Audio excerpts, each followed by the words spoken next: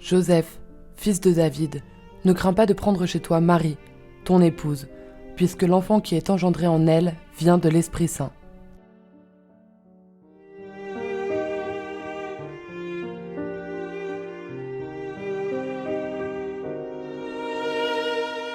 Dieu a aussi révélé à Joseph ses desseins par des songes, de façon analogue à ce qu'il a fait avec Marie quand il lui a manifesté son plan de salut.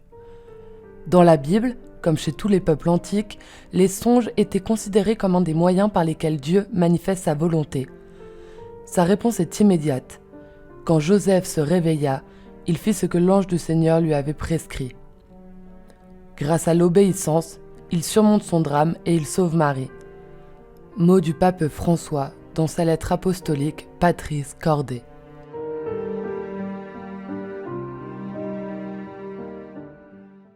O sim ao chamado de Deus. Saint Joseph a répondu à l'appel de Dieu et a donné son oui pour être le père putatif de Jésus, ici dans la ville de Nazareth, en Galilée, tout près du lieu où la Vierge Marie a également reçu l'annonce de l'ange, qui est maintenant le site de la basilique de l'Annonciation.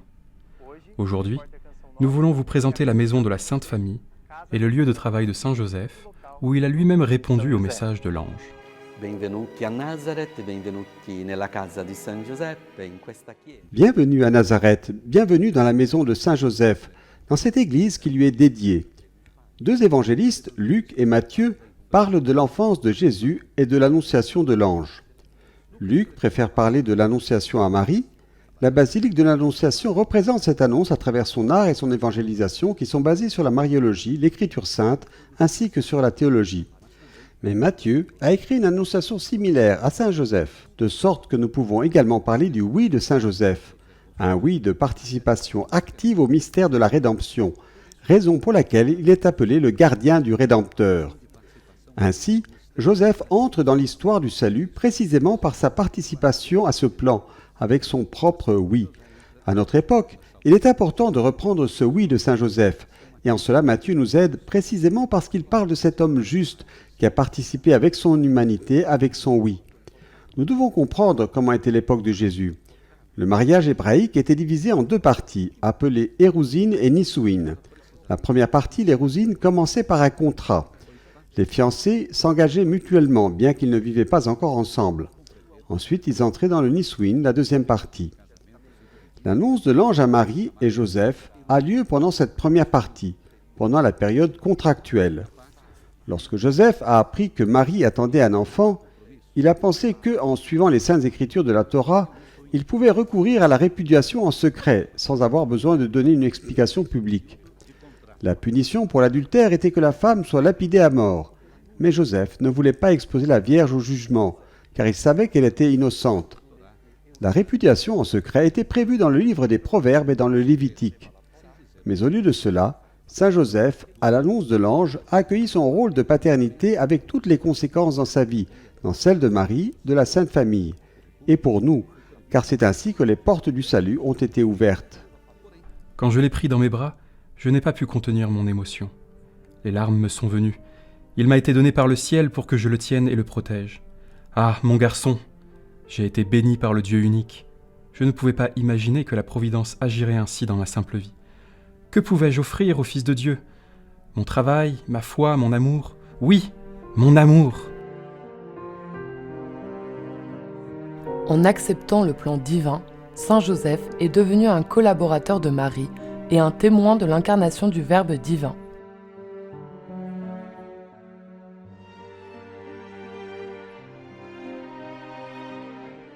San Giuseppe cooperatore nel mistero. Saint Joseph, coopérateur du mystère de l'incarnation, de la rédemption. Saint Paul dit que nous sommes tous des collaborateurs de Dieu, mais Saint Joseph, avec la Vierge Marie, a été le premier. C'est pourquoi il n'est pas correct de l'appeler père adoptif, mais père putatif. La paternité juridique de Saint Joseph. Pourquoi ? C'est la paternité de Dieu confiée à Saint Joseph. C'est Dieu qui confie cette paternité. Le pape François, dans sa lettre apostolique Patris Corde, affirme que Jésus a fait l'expérience de la tendresse de Dieu en Saint Joseph. Joseph représente la paternité de Dieu pour Jésus et pour toute l'Église en tant que patron de l'Église universelle.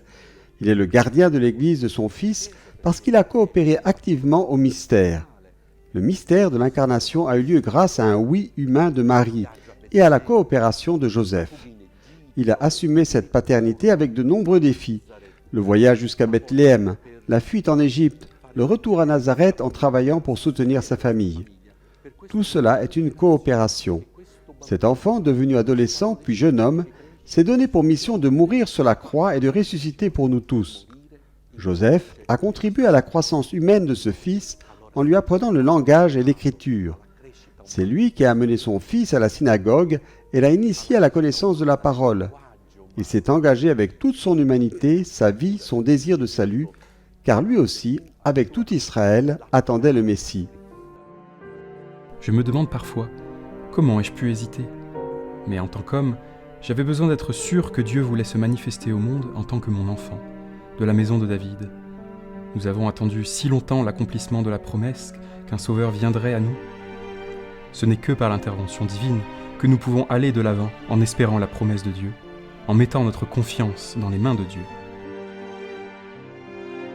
Descendant du roi David, homme chaste, silencieux et travailleur, Joseph a vécu sa paternité dans une vie cachée à Nazareth.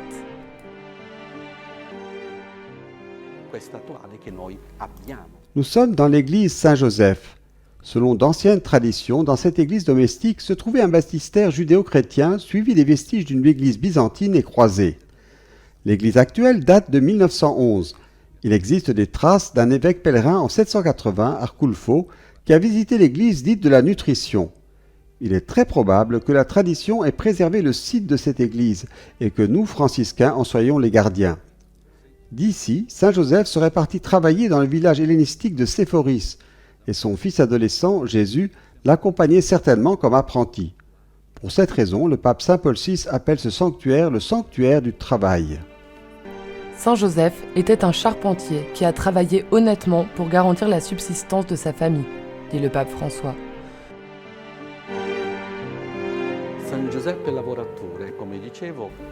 Saint Joseph le travailleur.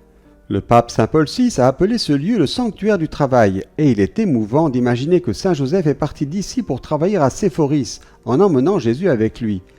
Nous pouvons trouver en Jésus des reflets de l'éducation que Saint Joseph lui a donnée.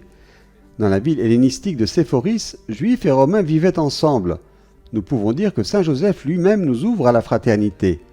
Il travaillait chez des gens qui n'étaient pas juifs, ce qui exigeait une certaine ouverture. C'était un artisan, parce qu'il travaillait chez les gens. Il devait prendre le temps de parler avec eux, et ils auraient raconté à Joseph leurs difficultés économiques, leurs privations. De même, son travail devait être l'expression de sa créativité d'artisan. En Jésus, nous trouvons un reflet humain de Joseph, le caractère pratique de ses paroles, la clarté avec laquelle il parlait. Il porte la marque de la créativité d'un artisan. C'est pourquoi il est important de retrouver son image de travailleur. Nous devons nous rappeler qu'ils avaient travaillé à Séphoris comme des artisans. Ils travaillaient tout au long de la journée, et dans les paraboles de Jésus, nous voyons des reflets de cette expérience. En ces temps difficiles, Saint Joseph travailleur nous enseigne que l'économie doit être au service de l'homme. Saint Luc prend soin de souligner que les parents de Jésus ont observé toutes les prescriptions de la loi, les rites de la circoncision de Jésus, de la purification de Marie après l'accouchement, de l'offrande du premier-né à Dieu. Dans son rôle de chef de famille, Joseph a appris à Jésus à être soumis à ses parents, soumis au commandement de Dieu. Dans la vie cachée de Nazareth, Jésus a appris à faire la volonté du Père à l'école de Joseph. Cette volonté est devenue sa nourriture quotidienne, poursuit le pape François. Jour après jour, Joseph a vu Jésus grandir, en sagesse, en taille et en grâce, devant Dieu et devant les hommes. Comme le Seigneur l'a fait avec Israël, il a appris à Jésus à marcher en le tenant par la main. Les parents se reflètent certainement dans leurs enfants. Les psychologues anthropologues l'affirment. Nous trouvons en Jésus quelques reflets de Joseph parce que Jésus a parlé avec clarté et s'est dirigé vers Jérusalem avec conviction, tout comme l'exemple paternel de Joseph qui parlait peu et agissait. Joseph est parti pour l'Égypte, il est revenu à Nazareth, il a travaillé, tout cela avec détermination et autodétermination. C'est pourquoi Jésus lui-même était déterminé. Celui qui veut servir ne regarde pas en arrière mais en avant. En Jésus de Nazareth, nous trouvons les caractéristiques de celui qui avait un père déterminé, qui savait ce qu'il fallait faire. Nous voyons aussi en lui une sensibilité envers les femmes. Si nous regardons l'évangile de Matthieu, Joseph voulait répudier Marie en secret, c'est-à-dire qu'il assumerait lui-même la responsabilité de sa décision.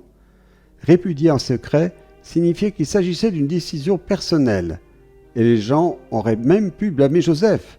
Joseph a trompé cette fille, il venait d'une autre ville, il n'était pas de Nazareth, on ne peut pas faire confiance aux étrangers, et ainsi de suite. Il se serait fait blâmer. Nous voyons Jésus avec la même sensibilité envers les femmes, les faibles, les enfants. Ce sont des caractéristiques humaines que nous trouvons en Jésus. Il nous a aimés avec un cœur humain. De qui a-t-il appris cette tendresse ? De Joseph. Il a appris à être attentif, à ne pas juger les femmes, à accueillir les personnes, surtout les plus fragiles. Père putatif de Jésus et époux de la Vierge Marie, Saint Joseph fut également fidèle à la vocation du mariage. Ma douce Marie, je n'imaginais pas tout ce que ce oui signifierait pour nous. Mais tu as affronté avec courage la volonté du ciel à ton égard. Alors que je me réjouissais de notre mariage, tu es venu me dire que tu devais rendre visite à ta cousine Élisabeth. Honnêtement, je ne comprenais pas ce qui se passait, mais j'avais le temps. Après tout, en tant que pourvoyeur de notre famille, j'avais besoin de finir de construire notre maison. Je voulais t'offrir quelque chose de digne, le travail de mes propres mains, comme cadeau pour toi. Tu es donc parti chez Élisabeth, et moi, je suis resté à Nazareth, attendant ton retour. Le pape François a dédié cette année à Saint Joseph avec la lettre apostolique Patris Cordée. Nous sommes dans le mois de mars dédié à Saint Joseph. En célébrant sa fête, nous pouvons apprendre à imiter Joseph, à apprendre de lui cette docilité à la parole de Dieu et surtout la proximité avec Jésus. En ces temps difficiles, nous apprenons de Saint Joseph comment répondre à la difficulté. Dans la fuite en Égypte et dans les difficultés économiques de son époque sous l'occupation romaine en Israël, Joseph a répondu avec espoir, parce qu'il tenait dans ses mains l'espoir du monde, Jésus de Nazareth. Pour nous soutenir, nous avons la Vierge Marie et l'intercession de Saint Joseph. En cette année qui lui est consacrée, malgré la pandémie qui nous entoure, nous pouvons apprendre de Joseph à répondre avec espérance. Et ici, à Nazareth, nous voulons que cette voix de l'espérance résonne depuis sa maison, depuis son sanctuaire. Nous parlons toujours du silence de Saint Joseph. Cette année, nous voulons le faire parler, qu'il parle à sa manière silencieuse et travailleuse, en actes plutôt qu'en paroles. De lui, nous voulons apprendre dans nos familles, dans nos communautés, comment vivre cette parole qui s'est faite chair et a vécu parmi nous.